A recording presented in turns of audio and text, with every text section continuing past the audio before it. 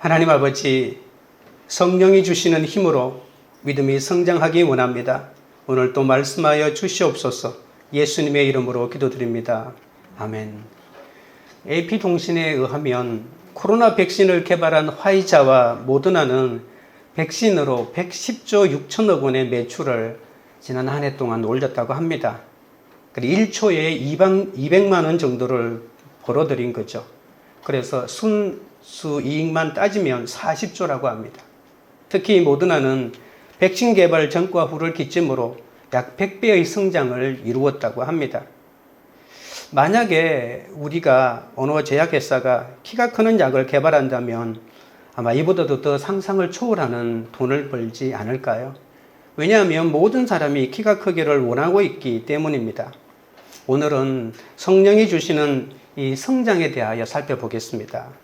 성령이 주시는 성장은 첫째로 이 다소의 경험을 해야 합니다.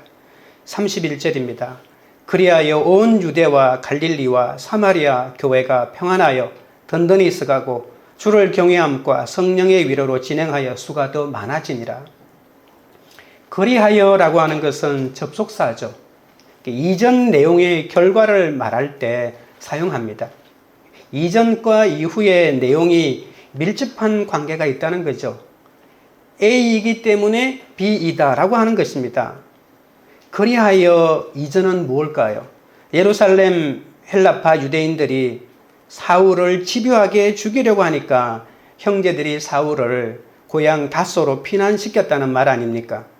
이것이 원인이었다면 당연히 그 결과는 헬라파 유대인들로 인해 교회와 그리스도인들도 큰 타격을 받고 위축되었다고 서술이 되어야만 논리적으로 맞는 말입니다. 그런데 본문은 정반대로 헬라파 유대인들에 의해서 복음이 예루살렘을 넘어 온 사방으로 퍼져나갔다고 말합니다. 교회가 위축되기는커녕 이전보다 더욱 역동적으로 성장하였다는 것이거든요. 핍박이 오고 흩어졌을 때 교회가 든든히 서갔기 때문에 이 그리하여라고 하는 것은 이 어떤 언어의 문법이 아니라 성령의 문법이라는 것을 짐작할 수 있습니다. 사울은 아라비아에서 3년을 지냈죠. 그리고 다시 다메섹으로 돌아옵니다. 그런데 유대인들이 죽이려고 하자 할 수 없이 예루살렘으로 피신을 갑니다. 예루살렘의 제자들은 사울이 그리스도인이 되었다고 스스로 밝혀도 믿어주지 않습니다. 바나바의 신원 보정으로 겨우 제자들의 동역자로 인정을 받게 되죠. 본래 사울은 교회를 잔멸하는 데 앞장선 장래가 촉망된 유대교의 차세대 리더였습니다. 대제사장은 다메섹 그리스도인들을 색출하고 연행하여 이 예루살렘으로 잡아오는 일에 온전히 맡길 만큼 신임이 두터웠습니다. 그런데 사울이 자신이 부정하던 예수 그리스도의 제자가 되어 3년 만에 예루살렘으로 돌아온 것입니다. 다메섹 더욱 이 자신이 잔멸하던 교회 지도자들과 한 팀이 되어서 예수를 전하고 있는 것이죠. 유대인들은 이 사울의 배교에 치를 떨었습니다. 사울은 예루살렘에서 복음을 전한 지 정확하게 보름 만에 꿈을 졌고 예루살렘을 떠날 수밖에 없었죠. 헬라파 유대인들의 집요한 살해 위협으로부터 사울의 생명을 보장해 줄 수 있는 곳은 사울의 고향인 다소밖에 없다고 생각을 했던 것입니다. 그래서 가이사랴로 갔다가 형제들이 가이사랴에서 거기서 작별하고 이 배를 타고 사울을 다소로 보내게 됩니다. 주님의 부르심을 받은 다음에 다메섹에 이은 두 번째 사울에게 찾아온 좌절입니다. 전도 유망한 청년 사울은 어느 날 갑자기 다소로 낙향하여 그곳에서 무려 13년 동안이나 집거합니다. 여러분, 사울은 유대교의 큰 지도자가 되리라는 청운의 꿈을 품고 고향을 떠나 예루살렘으로 상경해 당대 최고의 석학이자 율법학자인 가말리아의 문화에 들어가게 됩니다. 최고의 인맥으로 연결된 사울은 출세가 보장되었습니다. 그러나 주님이 당신의 그릇으로 사울을 회심시키고 소명까지 주지 않았습니까? 사울은 새로운 인생을 시작했지만 가는 곳마다 죽이려는 자들 때문에 도망가기에 바빴습니다. 천하에 죽이려는 사람들 뿐이라 고향 5가지 피신을 가게 되는 겁니다. 하지만 그곳에서도 그를 맞이해 주는 사람은 아무도 없었습니다. 그를 기다리는 것은 이혼 소송뿐이었습니다. 우리는 사울이 결혼했는지 안 했는지 정확하게 알 수는 없습니다. 그러나 많은 사람이 사울이 결혼에 대하여 이야기하는 것을 보고 또는 나이가 예수님하고 나이가 비슷했기 때문에 지금 굉장히 한 40이 가까워 왔는데 결혼하지 않았다고는 생각할 수가 없잖아요. 그래서 결혼했을 거라고 생각합니다. 그런데 유대교를 버리고 그리스도인이 되었기 때문에 이혼당했다고 하는 주장이 꽤 설득력이 있습니다. 고향 유대교인들 역시 그를 배교자로 간주했습니다. 고향 사람들이 보기에 사울은 더는 총망받던 옛날의 그 사울이 아니었습니다. 고향 사람 가운데서 사울을 비웃거나 조롱하는 사람도 얼마나 많았을까요? 엄청난 모멸감을 받았을 것이 뻔합니다. 그래서 낙향한 사울은 엄밀하게 말해서 실패자였습니다. 13년 동안 찾아오는 사람 한 명 없었습니다. 아무도 그를 필요하지 않았기 때문이죠. 세상살이에 누구보다도 유능했던 사울은 이런 할 일 없이 집이나 지키는 영락없는 무능한 실패자의 삶을 13년이나 살았던 겁니다. 여러분 생각해 보십시오. 사울처럼 열정적인 사람이 왜 자기 발로 고향을 떠나지 않고 그곳에서 13년간이나 머물렀겠습니까? 회심 사건에서 소명을 받고 잠시도 쉬지 않고 복음을 전했는데 이렇게 13년 동안이나 침묵한다는 건 이해가 되지 않습니다. 젊은 청년이 중년에 접어들 때까지 실패자처럼 고향에서 집거해야 했다면 그것은 인생의 최대 위기가 아닐 수 없죠. 사울처럼 유능한 인간이 무능한 인간처럼 지내는 이 13년은 차라리 죽는 것보다도 더 고통스러웠을 것입니다. 주님이 당신의 새로운 그릇으로 택하신 사울이 고향으로 피신할 수밖에 없었던 그 상황이 교회와 그리스도인들에게도 큰 위기 아니겠습니까? 그러나 사울은 13년이란 그 기나긴 세월을 좌절도 절망도 없이 추호의 흔들림도 없이 꿋꿋하게 견뎌내었습니다. 만일 사울이 고향 사람들처럼 자신을 실패자로 여겼다면 그는 폐인이 되었을 것입니다. 그러나 사울은 명령이 있기까지 하나님의 명령이 임할 때까지 고향 다소에 머물라는 이 하나님의 뜻에 순종한 것이지 그곳에 버려진 것이 아니라는 것을 깨달았습니다. 다소에서 집거하는 동안 주님이 자신의 영혼에서 불순물을 제거하시고 자신을 주님의 온전한 일꾼으로 새롭게 빚어주시고 계심을 굳게 믿었던 것이죠. 아무리 뛰어난 재주를 지녔다 해도 주님이 허락하시지 않는 한 아무것도 할 수 없는 무능하고 연약한 존재에 불과하다는 것을 주님 앞에서 철저하게 깨달았던 시간입니다.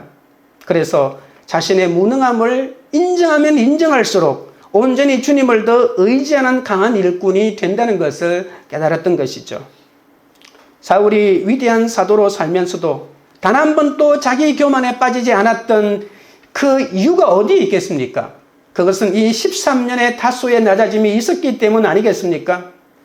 구원받은 그리스도인에게는 어떤 형태로든 인생의 다소가 있습니다. 그때 인생의 다소를 피해서는 안 됩니다. 인생의 다소에서 주님의 강한 일꾼으로 세워지는 훈련을 잘 받아내야 합니다. 여러분, 예수님도 공생애를 시작하기 전에 광야에서 40일 동안 금식하실 때 사탄이 빵과 명예와 권세를 가지고 그럴듯한 유혹으로 주님께 접근하죠. 어떤 생각하면 예수님이 가장 약할 때 마귀가 공격해 왔다고 생각하지만 그건 사탄의 오판입니다. 그때 예수님의 능력은 최고 수준이었습니다. 예수님이 공생에 이 땅에 머무는 동안에 가장 그의 영성이 상승하고 완벽했을 때가 바로 이 광야 40일의 이 시대였다는 것입니다. 광야는 주님의 요새요, 능력의 장소입니다. 주님은 평생 동안 자신의 육체를 의에 복종시키기 위한 고독한 광야의 훈련을 스스로 받고 있었던 것이죠. 여러분, 땅에서 가장 뛰어난 세례 요한도 광야에서 그의 영성을 길렀습니다. 예수님을 따르는 우리도 이런 예수님을 모방해야 되지 않겠습니까? 그런데 내가 스스로 하지 못하니까 하나님이 나를 다소로 만들어 그곳에 보냈는데 그것을 못 참는다면 우리는 영적으로 성장할 기회를 잃어버릴 것입니다. 사울은 우리가 상상도 하기 힘든 고초를 당해야 하기 때문에 얼마나 훈련이 더 많이 필요했는지 모르는 것이죠. 사울은 가정과 안정과 지위를 모두 포기하고 이 다소의 언덕에 있는 광야로 사라졌던 것입니다. 바울은 이 광야에서 셋째 하늘까지 올라가는 환상과 계시를 받게 됩니다. 이것은 너무나 거룩한 경험이기 때문에 14년 동안이나 아무에게도 말하지 않았습니다. 어떻게 하냐고요? 고린도후서 12장 2절에 이렇게 사도 바울이 말합니다. 내가 그리스도 안에 있는 한 사람을 아노니 그는 14년 전에 셋째 하늘에 이끌려 간 자라. 그가 몸 안에 있었는지 몸 밖에 있었는지 모른다. 이렇게 경험을 얘기합니다. 이때가 바로 다소에서 이 다소의 언덕에 있던 그 광야에서 13년 동안 시련받은 바로 그때라고 하는 사실을 우리는 기억해야 할 것입니다. 저도 고등학교 2학년 여름방학 때 페니실린 주사를 맞다가 쇼크를 받아 죽음을 경험하고 겨우 살아나 한 달간 학교를 쉰 적이 있습니다. 그 쉬는 동안에 예수를 믿게 되었고 그 다음 해에 1년 동안 휴학을 했습니다. 그 1년 동안에 시골 작은 교회 목사님을 따라서 조그마한 기도원에 부흥회를 따라다녔고 하루에 3번씩 교회 나가 기도하면서 시간을 보냈죠.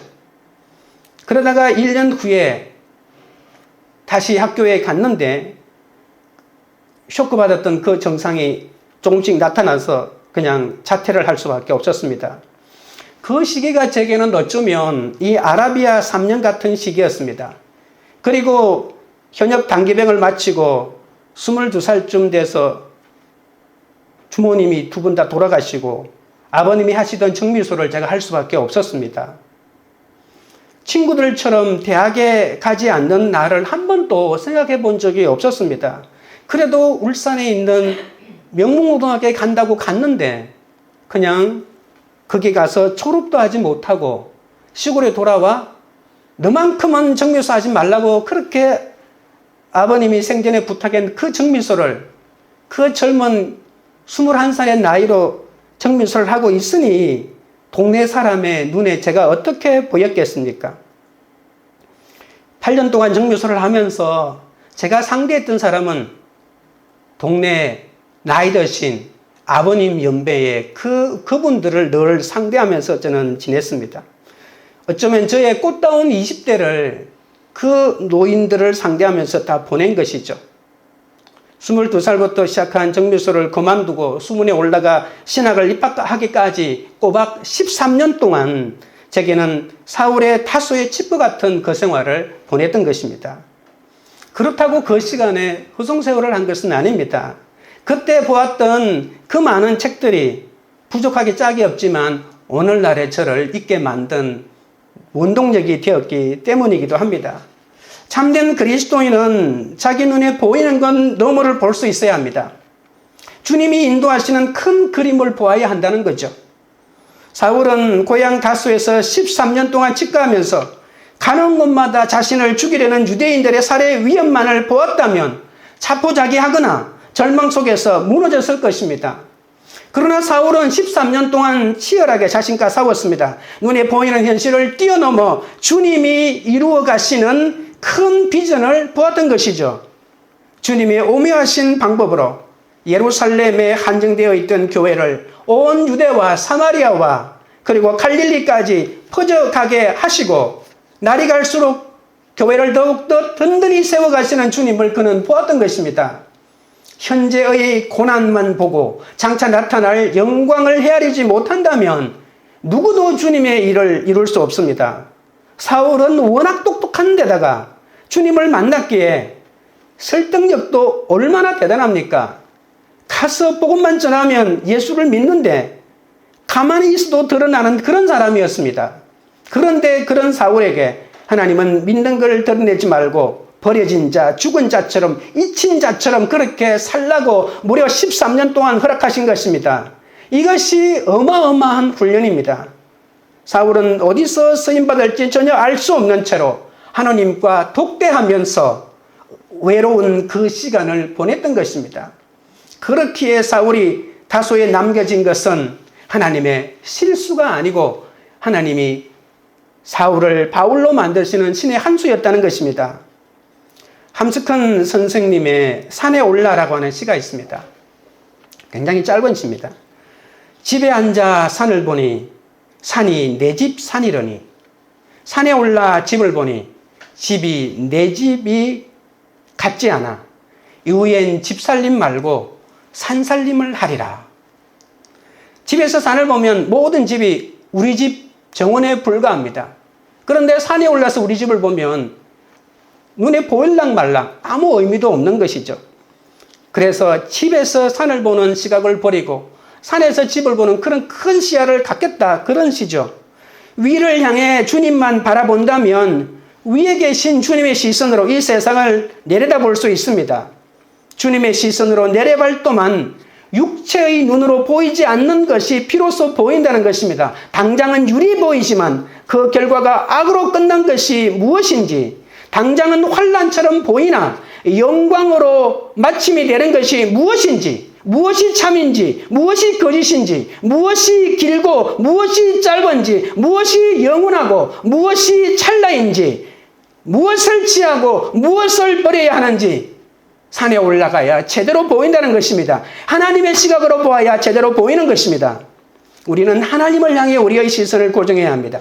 그래야 매일 자신과의 싸움에서 이기고 이 세상의 어둠을 밝히는 믿음의 용사가 될 수 있습니다. 적용 질문 드립니다. 버려지고 죽은 것 같은 다소의 시간을 보낸 적이 있습니까? 둘째는 성령이 주시는 이 놀라운 성장을 이루려면 핍박에서 평안을 누려야 합니다. 31절을 보겠습니다. 그리하여 온 유대와 갈릴리와 사마리아 교회가 평안하여 든든히 서가고 주를 경외함과 성령의 위로로 진행하여 수가 더 많아지니라. 사도행전의 교회 성장은 한결같이 핍박과 위협 속에서 나타났죠. 예루살렘 초대교회의 첫 번째 위기가 찾아오고 교회가 히브리파와 헬라파로 분열된 조짐을 보일 때 사도행전 6장에 보면 사도가 먼저 회개하고 우리가 기도하고 말씀 전하는 일에 등한시 여겼다고 하면서 7 하나님의 일꾼들을 헬라파로 모조리 세우고 그들에게 사역을 나누었을 때 하나님의 말씀이 점점 왕성하여 예루살렘에 있는 제자의 수가 더 심히 많아지고 허다한 제사장의 무리도 예수를 믿게 되었다고 말합니다. 우리 올해의 교회의 표어가 바로 그 말입니다. 하나님의 말씀이 점점 왕성하여 제사장의 무리들도 예수를 믿을 만큼 엄청난 폭발력이 일어났다는 것입니다. 그러나 핍박은 멈추지 않았습니다. 사도행전 7장으로 넘어가자마자 스데반의 순교가 나오고 스데반이 순교하자 사울이 주도한 박해가 순식간에 예루살렘 교회에 들이닥칩니다. 예루살렘 교회는 산산조각이 나고 성도들은 삶의 터전을 잃고 온 사방으로 흩어질 수밖에 없는 무서운 시련이 찾아왔죠. 그러나 이런 무서운 시련 속에서도 교회는 위축되지 않았습니다. 예루살렘 교회뿐만이 아니라 갈릴리에도 교회가 세워지고 사마리아에서도 교회가 세워지는 놀라운 부흥의 역사가 일어났던 것입니다. 예루살렘 교회의 핍박으로 온 유대의 교회가 세워졌다는 것입니다. 이것이 건물교회든 가정교회든 하나님의 사람이 예배드리는 놀라운 처소들이 만들어진 것이죠. 오늘 본문에 교회라고 하는 말이 하나 나오죠. 이 교회라고 하는 말이 에클레시아라고 하는 이 헬라어를 쓰는데 단수로 사용되고 있다는 것입니다. 유대와 갈릴리와 사마리아 이 세 지역에 교회가 세워졌지만 그리고 헤아릴 수 없는 곳에 교회가 다 세워졌지만 예루살렘 교회에서 흩어진 하나의 공동체다라고 하는 그런 의미에서 단수를 사용하고 있는 것입니다. 교회는 건물이나 장소가 아니라 예수 안에서 믿음을 공유하는 사람들의 모임 아닙니까? 교회는 이제 예루살렘 밖으로 진출해서 갈릴리, 사마리아로 퍼져나갑니다. 이 세 지역의 연합은 모든 유대인 지역이 복음으로 뒤덮인다는 것을 말해주는 것이죠. 사도행전 1장 8절에 나와 있던 주님의 선교 명령이 박해와 핍박 속에서 이루어져 가고 있다는 사실입니다. 여러분은 예수 믿는 것 때문에 비참한 일을 당하거나 여러분이 당연한 법적 권리를 빼앗긴 적이 있습니까? 핍박을 당하면 교회는 10중 8구 위축되어 성장하기 어렵습니다. 그런데 초대교회는 예수 때문에 고향을 떠나 뿔뿔이 흩어졌지만 가는 곳마다 예수를 전했다는 겁니다. 예수 믿는 것 때문에 집도 잃고 가족과 헤어져 정처 없는 이 피난민 생활을 하는데 뭐가 좋아서 그 예수를 그렇게 전하고 다녔을까요? 예수 때문에 손해보고 생명의 위협을 받지만 가는 곳마다 그 예수를 자랑했던 것입니다. 예루살렘에 있는 수천 명의 신자는 바람에 날리는 민들레 홀씨처럼 온 유대와 갈릴리와 사마리아 흩어져 갔습니다. 무엇 때문에 그 핍박 속에서 복음을 전했을까요? 그것은 그들 마음속에 주님이 주시는 평안이 있었기 때문입니다. 집은 잃어버렸지만 그 마음속에 하늘로부터 내려오는 평안을 그 누구도 빼앗을 수 없었다는 겁니다. 그 기쁨, 그 평안이 그 마음속에 있었기 때문입니다. 오늘 여기에서 말하는 평안이라고 하는 것은 우리가 생각하는 그냥 근심 걱정 없는 그러한 삶의 평안을 말하는 것이 아닙니다. 평안과 성장은 분리될 수 없죠. 하지만 그 평안은 고난이 없는 태평성세를 말하는 것이 아닙니다. 단순한 다툼이 없는 것을 말하는 것이 아니란 말입니다. 평안은 고난이 말씀으로 해석될 때 비로소 누릴 수가 있습니다. 그 경험이 있어야 평안을 얻을 수 있고 그래야 성장한다는 것입니다. 살기가 등등했던 사울의 입에 예수 이름으로 가득 채워지자 한 사람의 변화가 평화의 씨앗이 되어 수많은 평화의 역사가 일어났던 것입니다. 어쩌면 사울이 변했는데 이 복음은 진짜다. 내가 피난 가도 저 사울이 변했다. 사울이 변한 것을 보니 예수가 살아있다. 이런 확신이 주지 않았을까요? 박해가 계속되는데 교회가 평안하니 우리는 도저히 연결을 할 수가 없습니다. 하지만 십자가 없는 평안과 행복은 잠깐입니다. 참 평안은 십자가 은혜로만 가능한 성령의 역사이기 때문이죠. 그래서 오늘 나오는 이 평안은 아무 문제 없는 평안이 아니라 바로 십자가로 해석된 박해 속에서 얻어낸 그 평화라고 우리가 해석을 해야 합니다. 예수 믿고 칭찬 듣고 존경을 받아도 조금만 힘들면 입을 다물고 예수를 모른 채 합니다. 예수 때문에 위협 한 번 당한 적 없으면서도 조금만 멸시를 받아도 예수 믿은 걸 후회합니다. 어떻게 예수를 믿었기에 집과 고향 잃고 가족과 뿔뿔이 흩어졌는데도 가는 곳마다 예수를 전할까요? 2000년 동안 피비린내 나는 핍박 속에서도 교회가 성장할 수도 있었던 것은 손해를 보면 볼수록 더 예수를 전하고 고생을 하면 할수록 더 예수를 자랑하고 살았던 그 사람들이 있었기 때문이죠. 온 유대와 갈릴리와 사마리아 교회는 이처럼 핍박 속에서 성장했습니다. 그래서 믿음은 핍박으로 꺾이지 않는다는 사실을 알 수 있습니다. 핍박이 심하다고 위축되지도 않습니다. 여러분, 사람은 편할수록 더 편해지고 싶어 합니다. 편하면 예수도 잘 믿는 것이 아닙니다. 박해받던 그리스도인들에게 육체적인 평안은 잠깐입니다. 평안이 오면 잠시 숨을 고르다가 더 많이 뛸 생각을 해야 하는데 대부분 사람들은 평안해서 핍박이 완전히 끝난 줄 알고 신앙생활을 쉬려고 하고 그러고 있다가 세상으로 흘러내려가는 거죠. 시간 여유가 있으면 주님을 더 사랑하고 힘 닿는 대로 주님을 위해 더 사용할 것 같지만 잘 먹고 잘 살수록 더 편한 것을 찾기 때문에 믿음은 점점 바닥을 치는 것이죠. 신앙이 쇠퇴하는 것은 핍박이 아니고 평안 때문임을 아십니까? 세상이 주는 평안은 욕심과 염려가 마음에 가득해져서 결국 영적으로 무너질 수밖에 없는 것입니다. 평안하다고 주님을 찾지 않으면 그 평안은 주님이 가져가 버릴 것입니다.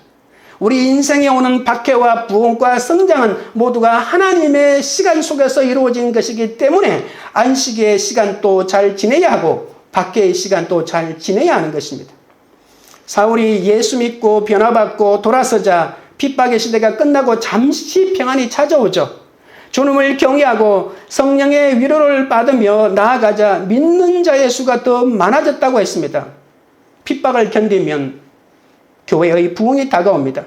핍박 중에 온 사방에 세워진 교회는 아직도 개척교회 수준에 불과하지만 그 조그마한 개척교회가 그러나 하나님의 놀라운 부흥의 역사에 씨앗이 되고 있다는 것입니다.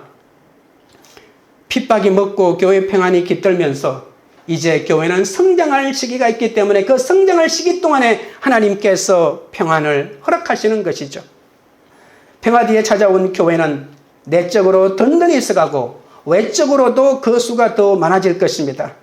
질적인 성장과 그리고 양적인 성장이 균형을 잡힌 정말 제대로 된 성장이 이 시기 동안에 이루어진 것입니다. 평안은 예수 그리스도의 십자가로만 가능하기 때문에 인간의 한계성을 알고 하나님의 임재를 경험해야 평안을 누릴 수 있습니다. 우리가 수많은 사건 속에서도 평안할 수 있는 것은 내가 죄인이라고 고백하기 때문입니다. 하나님이 힘이 없어, 하나님이 잘못되어, 하나님이 주무시고 계셔 나에게 환난이 온 것이 아니라 이 모든 환난의 근원이 나의 죄 때문이라고 인식하면, 그러나 내가 돌아서기만 하면 하나님은 여전한 방식으로 우리에게 찾아오신다는 그런 믿음을 가지지 않겠습니까? 무슨 사건을 겪어도 내가 죄인이다, 내가 잘못했다라고 고백하면 지옥을 살지 않고 참 평안을 누릴 수 있습니다. 적용 질문 드립니다. 여러분의 평안은 무엇 때문입니까? 십자가의 평안입니까? 육체의 평안입니까? 가장 많이 추구하는 육체의 평안은 무엇입니까? 셋째는 성령이 주시는 성장은 든든히 쓰가야 합니다. 31절을 다시 읽겠습니다. 그리하여 온 유대와 갈릴리와 사마리아 교회가 평안하여 든든히 서가고 주를 경외함과 성령의 위로로 진행하여 수가 더 많아지니라. 내적인 성장을 나타내는 든든히 서가다고 하는 이 헬라어가 오이코도메오라고 하는 이 말입니다. 이 말은 집을 세운다라고 하는 그런 뜻입니다. 든든히 세운다라고 하는 것은 집이 든든하게 세워져 간다는 그런 의미죠. 평안을 경험하면 집을 강하게 든든하게 세울 수 있습니다. 집을 세울 때 끝으로 보이는 윤곽을 잡는 것은 그다지 어렵지 않죠. 오히려 사람들의 눈에 띄지 않는 속을 갖추는 것이 훨씬 더 어렵습니다. 교회도 마찬가지입니다. 인간의 힘으로 아무리 노력한다고 하더라도 그것으로 교회가 만들어지지는 않습니다. 보이지 않는 하나님의 손이 교회를 세워가시죠. 교회가 집을 잘 세우는 것과 같다는 것은 이 말씀의 기초 위에 세워야 한다는 그런 말입니다. 나를 살리는 회개처럼 나를 살리는 말씀이 되려면 나를 위해 죽으신 예수님의 관점으로, 십자가의 관점으로, 부활의 관점으로 이 성경을 읽어나가야 합니다. 나의 죄를 위해 죽어주신 예수님이 나의 이야기가 되지 않으면 성경은 나를 죽이는 율법책이 될 뿐입니다. 성경을 보고 이건 내 얘기다. 이건 내 얘기다. 이건 내 얘기다. 나에게 주신 말씀이다고 이렇게 하나씩 하나씩 내 이야기를 찾아가는 것, 내 삶을 성경 말씀과 적용해 나가는 것, 이것이 바로 하나님의 인도함을 받는 것이죠. 여러분, 성경에 있는 말씀과 나의 지금의 삶이 연결되지 않으면 이것은 율법책에 불과하고 역사책에 불과한 것이죠. 그러니까 그것은 지식에 불과한 것이 될 수 있습니다. 온 유대와 갈릴리와 사마리아에 뿌려진 교회의 씨가 내적인 외적인 성장을 이룰 수 있었던 것은 말씀대로 믿고 살고 누리는 사람들이 있었기 때문이죠. 여러분, 마태복음 28장 20절에 예수님의 지상명령이 있지 않습니까? 내가 너희에게 분부한 모든 것을 가르쳐 지키게 하라고 하셨습니다. 교회가 예수님이 분부하신 것을 가르쳐 지킬 때, 다시 말하면 제자로 삼을 때 폭풍을 치는 한밤중이라도 평화를 누리며 성장할 수 있습니다. 그날 사건은 그날 큐티 말씀으로 인도함을 받으면 삶이 성장합니다. 그런데 우리는 평안할 때는 큐티를 잘 하다가도 진짜 큰 어려움이 오면 그런 말씀을 놓아버리고 도와줄 사람부터 찾아놨습니다. 말씀 묵상으로 하나님의 인도함을 안 받는 것이죠. 자신의 차이대로 욕심대로 살아갑니다. 어떤 분들은 저에게 가정 문제를 상담하거나 기도 부탁을 할 때가 있습니다. 그때 실컷 말씀에 근거해서 제 생각을 말하면 다른 목사님들은 이렇게 말하더라고 하면서 나한테만 묻는 게 아니고 많은 분들한테 묻는 거죠. 다른 사람들은, 다른 목사님은 이렇게 말하더라고 하면서 다시 한번 생각해서 생각을 바꿀 수 없냐고 이렇게 저한테 요청하는 거죠.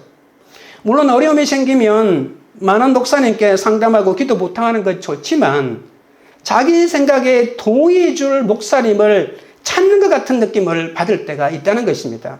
그래서 다르게 말하면 다른 목사님은 이렇게 말하는데 그렇게 하면 안 되나요? 이렇게 저를 막 유도해 가는 것입니다. 말씀대로 인도함을 받는다고 하면서 말씀대로 처방을 해 주어도 자신이 원하는 것을 하고 싶기 때문에 다른 사람에게 가서 다시 묻고 또 묻고 또 묻는 것이죠. 결국은 하나님의 인도하심을 받는 것이 아니라 내가 하고 싶은 대로 하는 것, 내가 원하는 답을 얻는 것이 목적인 것을 알게 됩니다. 우리가 평안해서 모두가 잘 되어서 든든히 서가는 것이 아닙니다. 일이 펴질 때, 말씀 안에서 자기 죄를 볼 때, 그때 평안함이 오고 든든히 서갈 수 있다는 사실을 잊지 마셔야 합니다. 적용 질문 드립니다. 내가 든든히 서가는 이유는 말씀 때문입니까? 돈 때문입니까? 목장에서 말씀의 처방을 사모하며 묻습니까? 다 정해놓고 형식적으로 묻습니까? 성령이 주시는 성장의 네 번째는 주를 경외해야 합니다. 31절입니다. 그리하여 온 유대와 갈릴리와 사마리아 교회가 평안하여 든든히 서가고 주를 경외함과 성령의 위례로 진행하여 수가 더 많아지니라. 성령이 주시는 성장에서 가장 중요한 요소가 바로 이 주를 경외하는 것입니다. 주님을 경외한다고 하는 말은 주님을 두려워하고 두려워하는 것만큼 하나님을 존경하고 사랑한다는 말입니다. 유대와 갈릴리와 사마리아에 뿌려진 씨가 이렇게 내적 외적으로 성장할 수 있었던 비결은 주를 경외하였기 때문입니다. 여러분, 주님을 두려워하면 성령의 위로가 따라온다고 말합니다. 여러분, 성령의 위로는 여러분 성경에 각주가 달려 있는데 성령의 후원이라고 말했습니다. 그리스도인들이 하나님을 경외하자 성령께서 후원해 주셔서 유대교의 온갖 위험과 협박과 박해 속에서도 이렇게 성장하는 것입니다. 아무리 하나님을 예배한다고 해도 하나님을 두려워하지 않으면 무당의 푸닥거리에 불과합니다. 하나님을 두려워하지 않는 모든 종교 행위는 하나님을 위한 것이 아니라 자기 자신을 위한 행위이기 때문입니다. 믿음은 하나님을 두려워하는 것입니다. 하나님을 두려워해야 하나님 앞에 자기 부인이 비로소 가능합니다. 여러분, 하나님은 100% 거룩하시지만 우리 인간은 100% 죄인이지 않습니까? 죄인이기 때문에 거룩하신 하나님 앞에 두려움을 갖는 것이 정상 아닙니까? 내가 죄인인데도 하나님 앞에 떳떳하다고요? 그건 하나님 앞에 하나님이 우리 가운데 풀어준 사랑을 이해하지 못하는 겁니다. 어둠이 빛을 두려워하듯 죄는 거룩을 두려워합니다. 하나님을 경외하려면 하나님이 어떤 분인지 먼저 알아야 합니다. 경외할 분을 모르면서 어떻게 경외할 수 있겠습니까? 하나님이 어떤 것을 기뻐하시고 어떤 것을 미워하시는지 하나님께서 바라시는 것이 성경에 낱낱이 기록되어 있지 않습니까? 하나님 앞에 어떤 마음을 품고 어떻게 교제하는지 말씀을 묵상하며 배우고 익혀야 합니다. 배우면서 실천하고 배우면서 말씀을 사모하고 배우면서 순종할 때 성령의 열매가 맺히는 것이죠. 이것이 성령의 위로자, 성령의 후원입니다. 성부 하나님의 감추어진 경륜은 성자 하나님이 여인의 자궁에까지 낮아지는으로부터 시작하지 않았습니까? 성령 하나님이 효과적으로 도와주시는 것은 바로 성령의 후원이고 위로입니다. 그러므로 자녀들에게 어려서부터 하나님을 두려워하는 법을 가르치는 것이 너무나도 중요합니다. 하나님을 두려워하지 않으면 어떻게 되나요? 사람을 외모로 판단합니다. 돈으로 사람을 판단하고 그리고 사람을 두려워하거나 아니면 자기보다 강한 사람은 두려워하지만 자기보다 약한 사람은 무시할 수밖에 없습니다. 하나님을 두려워해야 모든 사람이 죄인이라는 것을 깨닫기 때문에 나도 죄인이고 저 사람도 죄인이라고 알고 상대방을 우습게 여기지 않지만 이걸 깨닫지 못하면 내가 조금 더 가지고 있으면 나는 저 사람보다도 위에 있는 사람이라고 사람을 판단하고 멸시하고 조금이라도 많이 가진 사람은 그 사람 앞에서 굽신거리면서 빌붙는 그런 사람이 되지 않겠습니까? 그러니 하나님을 두려워하는 것이 얼마나 중요한 신앙의 단계인지 모릅니다. 신앙의 단계가 멈추지 않고 계속 성장하는 것이 참 어렵습니다. 교회에서 직분은 맡아 일할 수 있지만 영적으로 계속 성장하려면 끊임없이 배우고 익히지 않으면 안 됩니다. 제일 무서운 것이 뭔지 아십니까? 잘하지 않고 멈추어 있는데도 자기는 계속 잘하는 것처럼 알고 있는 사람입니다. 또 그렇게 행세하고 있는 사람입니다. 그러면 독선에 빠지고 말씀이 들어가지 않는 굳은 마음이 되어버립니다. 어떻게 하면 우리가 어린아이처럼 하나님을 경외하면서 성령 충만해서 성령과 동행할 수 있을까요? 어린아이가 젖을 사모하듯이 말씀 배우는 것을 사모하는 것밖에 없습니다. 듣지 않고 배우지 않고 기도하지 않는데 어떻게 신앙이 성장하겠습니까? 여러분, 신앙에 성장하기 위한 훈련 방법이 옛날부터 전해져 내려오는 것이 있습니다. 금식과 그리고 혼자 있는 것. 혼자 있는 것과 금식과 뭐 여러 가지 다른 사람에게 이렇게 섬기는 것, 헌신하는 것, 이런 몇 가지의 고대로부터 내려오는 방법들이 있습니다. 여러분, 이번 주가 이제 내일부터 고난주간이 되는데 내일 고난주간 동안에 이 하나님과 독대하는 시간을 여러분 만들어 보시기 바랍니다. 새벽이든 저녁이든 상관이 없습니다. 이 일주일 동안이라도 하나님과 독대하면서 나를 외로운 곳으로 데리고 가서 세상의 모든 시끄러운 소리를 차단하고 하나님의 말씀 앞에 나를 새롭게 살펴보는 그런 시간이 되시기 바랍니다. 여러분, 내가 잘하지 않는데 어떻게 교회가 잘하고 교회가 안으로 성장하지 않는데 아무리 이방 사람에게 전도해서 데리고 온다 할지라도 그 이방 사람들을 효과적으로 공동체 안에 받아들일 수가 있겠습니까? 내가 가지고 있는 인식으로 사람을 외모로 판단하는 그것 때문에 저 사람은 이렇고 이 사람은 이렇고 이 사람은 이랬는데 전도하는 게 문제가 아니라 이방 사람이 떼거지로 몰려 들어와도 그 교회 안에서 하나가 되기는 정말 어려울 것입니다. 내적으로 예수로 충만하고 성령의 은혜를 받지 않으면 외부의 사람이 들어오지 못하게 막아버리는 바리새인이 되고 말고 들어온다 할지라도 그 사람을 차별할 수밖에 없습니다. 하나님을 경외하는 어린아이처럼 우리는 모여야 합니다. 그럴 때 우리는 서로 피차 복종하는 그러한 관계를 맺을 수 있는 것이죠. 여러분, 범죄한 자신을 찾아온 하나님 앞에서 벌벌 떨었던 아담도, 시내산에서 하나님을 만난 모세도, 하나님의 보호자 앞에서 하나님의 음성을 들은 이사야도 모두 약속이라도 한 듯이 두려움에 떨지 않았습니까?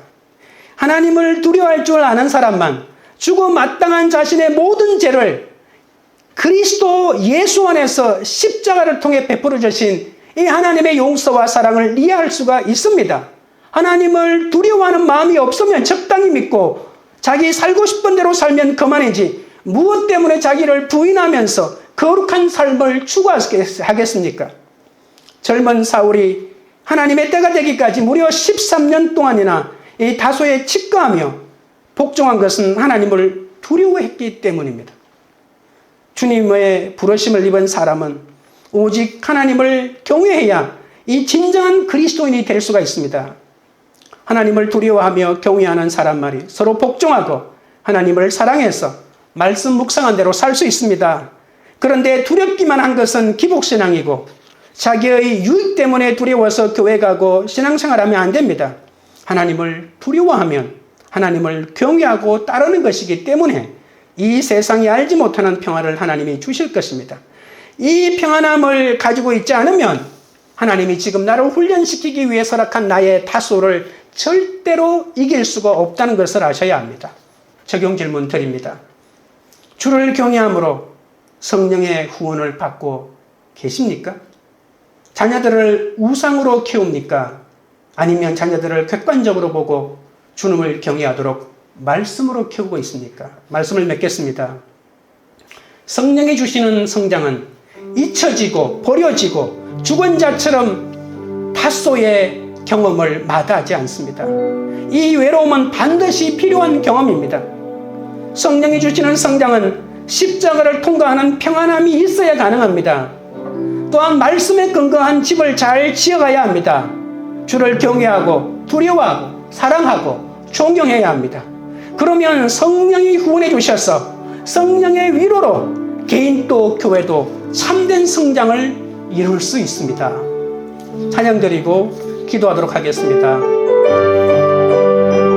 오늘은 종료주일이기 때문에 예루살렘으로 입성하시는 주님을 맞이하는 그 심정으로 찬양을 드리겠습니다. 당신은 영광의 왕, 당신은 평강의 왕, 당신은 하늘과 땅의 주, 당신은 정의의 아들, 천사가 무릎 꿇고 예배하고 찬송하네. 영원한 생명 말씀, 당신은 예수 그리스도 주. 호산나 다윗의 자손께,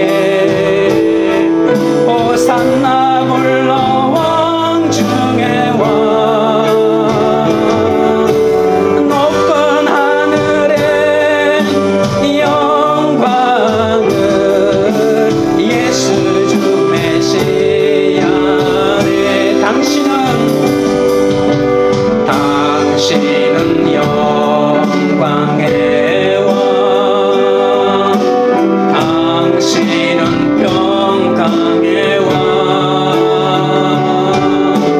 당신은 하늘과 땅의 주, 당신은 정의의 아들, 천사가 무릎 꿇고 예배하고 경배하네. 영원한 생명 말씀, 당신은 예수 그리스도 주. 호산나 다윗의 자손께, 호산나 불러 왕 중의 왕. 높은 하늘에 영광을 예수 주 메시아네. 호산나 다윗의 자손께, 호산나 불러 왕 중의 왕. 높은 하늘에 영광을 예수 주 메시아네. 호산나 다윗의 자손께, 호산나 불러 왕 중의 왕.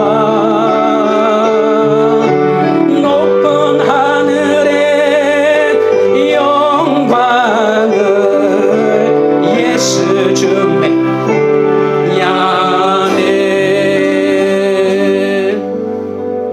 여러분, 기도하실 때 주님을 사랑하지만 잊혀지고 버려지고 죽은 것 같은 다소의 시간을 잘 보내게 해달라고 기도하겠습니다.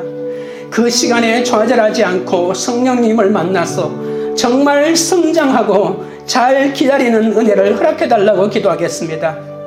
이 땅에서 육체의 평안이 아니라 십자가의 평안을 추구하게 해달라고 기도하겠습니다.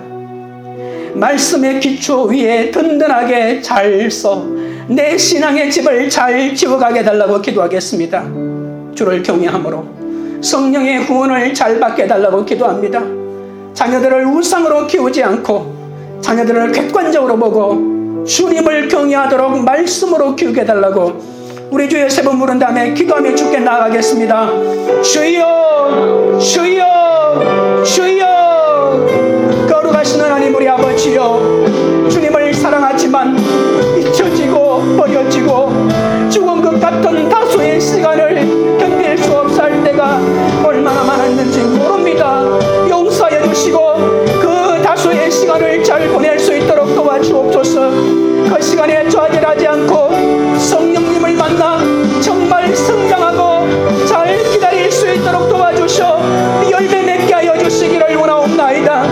이 땅에서 육체의 평안만을 추구하지 않게 하시고 십자가의 평안을 추구하게 도와주시기를 원하옵나이다. 말씀의 기초 위에 든든하게 잘 서갈 수 있도록 우리 아버지 하나님께서 인도하여 주시기를 원하옵나이다. 주를 경외함으로 성령의 후원을 잘 받게 하여 주시옵소서. 자녀들을 우상으로 키우지 않고 자녀들을 객관적으로 보고 주님을 경외하는 말씀으로 키울 수 있도록 우리 아버지 하나님 은혜를 더하여 주시고 주님 붙잡아 주시옵소서. 하나님 아버지, 사울은 멀쩡한 자신을 아라비아로 보내고 닷소로 보내어도 주님께 순종하였음을 오늘 배웠습니다. 그러나 저는 이유 없이 닷소로 보낼 때 죽을 것 같아서 인내하지 못하고 내 멋대로 뛰쳐나올 때가 얼마나 많았는지 모릅니다. 용서하여 주시옵소서. 광야에 남겨질 때 주님께 버려지거나 잊혀진 것이 아니라 훈련임을 알고 말씀으로 내 죄를 보는 거룩한 시간이 되게 하여 주시옵소서.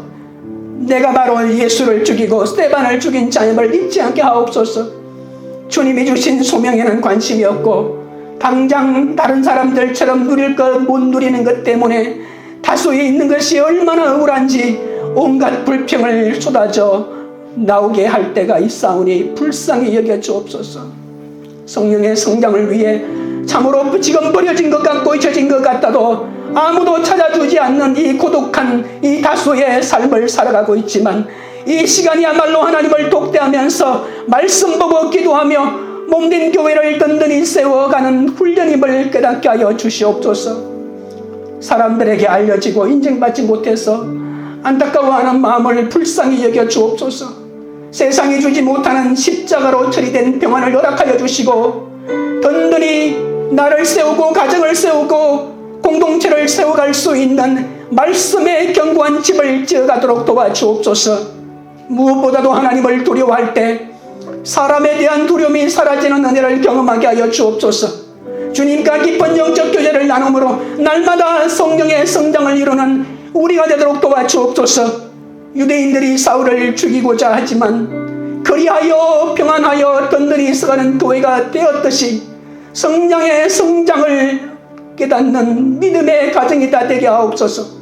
하나님을 두려워하고 경외함으로 말씀을 지키며 성령의 후원 가운데 위로와 격려를 받는 가정들이 세워지도록 역사하여 주옵소서. 광교리들 교회가 평안하여 든든히 서가고 주를 경외함과 성령의 위로로 진행하여 수가 더 많아지는 공동체가 되게 하옵소서. 각자 힘든 다수의 경험을 통해서 죄인인 것을 깨닫고 회개하게 하시고 가정과 공동체에서 피차 복종함으로 그리스도를 삶으로 보이는 그런 공동체가 되도록 역사하여 주시옵소서. 예수님의 이름으로 기도드립니다. 아멘.